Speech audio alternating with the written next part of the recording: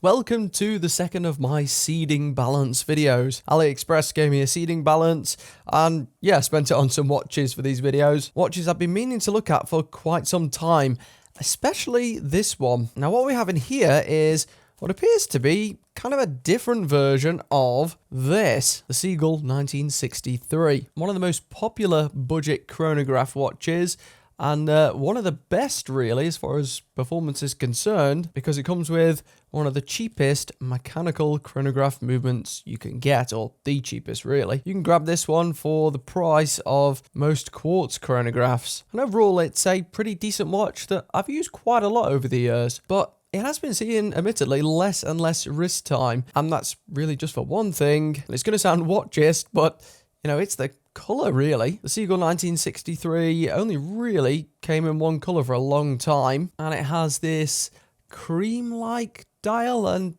yeah, I mean it's decent enough, but it's certainly not the best looking watch out there. Certainly looks pretty dated. Very faithful to the original Chinese Air Force watch of the 1960s, obviously, but it's just not the most versatile with the stuff that I wear day to day. And for a while, I've been hoping to find and try an alternative colorway, and that seems like what we've got in here. Now, the bag's been open, but I haven't actually looked at the watch yet. I was just checking to see what brand watch it was to make sure I was filming the right video. But yeah, let's take a look and see if this is any improvements in that area.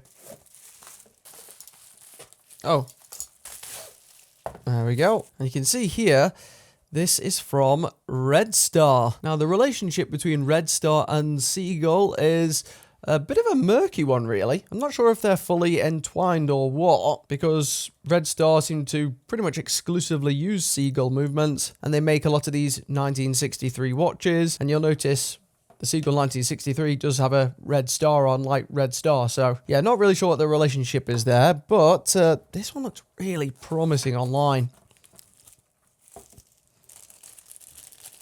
Now this one normally sets you back, I think at the time of recording this, about £120 without discount codes, which is nuts really. Yeah, right now it's £118.99, but it may cost you a bit more or less than that depending on where you live. And this one looks very much as I described. It's just a cleaner, kind of recolored version of the Seagull 1963. Now one thing's different immediately, and that's the strap. This one on the right, the original Seagull, didn't actually come on this strap. It's a third-party strap. It came on a NATO-style band with the double pass under the case, which did make the watch pretty chunky, whereas this doesn't. This just comes on a very rudimentary leather strap here.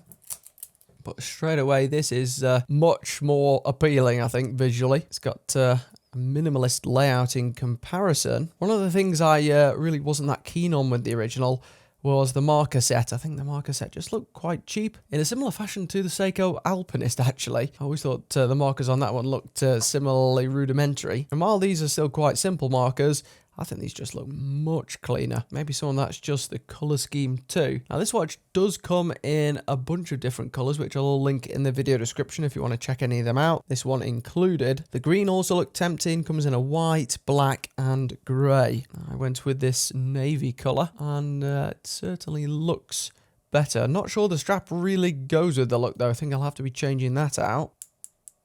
In most regards, this Red Star seems to be pretty much identical, seems to have an identical case. A movement in the back, let's take a quick look at that. Well, the case back is fractionally different, as you can see. The one on the left just has a wider viewing window there with the movement within. The movement itself, I think, is identical, or at least it's incredibly similar. This one just has the gooseneck regulator up at the top here. It's also a slightly clearer view, seems to have some sort of anti-reflective coating. And the only other obvious differences are the crown's a hair smaller, and then the crystal is also different too. Now this one on the right is a sapphire crystal, and I was hoping this one would be sapphire too, but from the looks of this, it's the acrylic crystal version they've sent, which is a bit counterintuitive because it says in the title of the listing I ordered from sapphire, but then in the description it does say sapphire / acrylic, so I'm not sure whether it's a sapphire back maybe in acrylic top. This one has much more of a dome to it, although the majority of the case actually seems smaller on this one, seems a little bit thinner to compensate maybe for that crystal. And overall the watch does feel a little bit lighter as a result. That movement, by the way, is the Seagull ST1901, which is pretty much the only mechanical chronograph you can get at this price. Not the best performance, it is a hand-wound chronograph, but it certainly gets the job done. You get nice feeling pushes here, and a nice snappy reset. Perfectly aligned as well, which is great. Really good feeling pushes, maybe better than the original actually.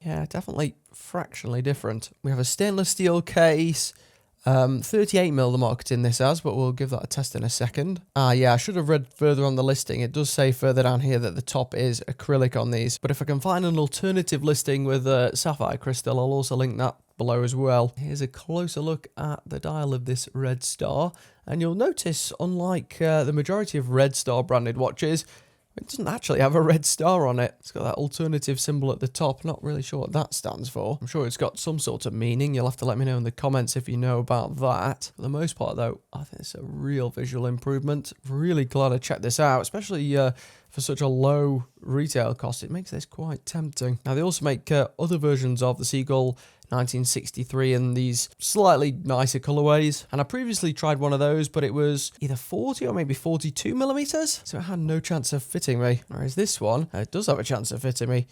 Just under 38 there, 37.8 wide. Lug to lug is 46.7. Does look like the lugs are maybe a fraction narrower than on the original Seagull. And the thickness with that really domed crystal, 14.7. If you were discounting that, the watch would only be about 9.5-ish. So it really does take up a big portion there. Now let's get it on. It should fit me. And wow, that one looks phenomenal for the money when it's on. The strap is a different story, like many affordable watches, although this one's maybe a bit towards the extreme end of things. This is entry level to say the least, so if there is other options available, maybe consider trying those instead. But they've got to cut costs somewhere. I'd rather it be there than another element that you can't change out. And the dial just has a nice glossiness to it.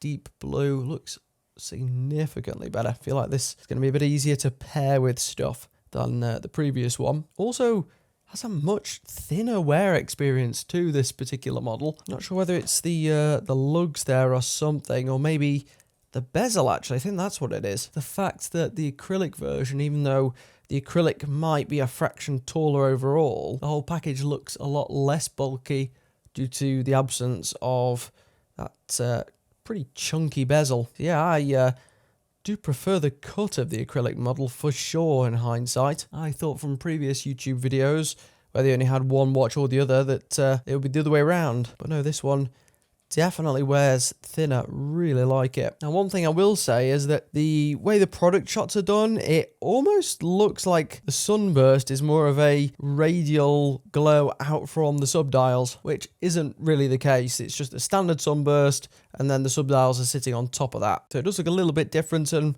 maybe a tiny bit more pleasant in the flesh. The hands are also much plainer too, even though they're those same super skinny type here. I know a lot of people weren't too keen on the bright red and blue hands on the original one. This definitely makes the Seagull 1963 much more wearable and usable to me. And I'll just check those crystals.